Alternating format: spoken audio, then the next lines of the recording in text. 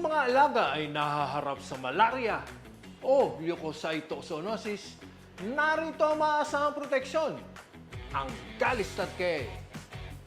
Ang Galistat K ay espesyal na formulation para labanan ang malaria at leukocytosis sa ating mga manok. Naglalaman ito ng pyrimethamine na pumipigil sa paglaki ng mga parasite na sanhi ng mga sakit na ito.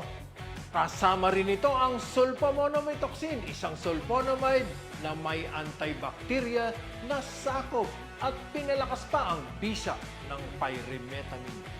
Ang Galistat K ay pinatibay pa ng vitamin K3 para maiwasan ang pagdurugo sa ating mga manok.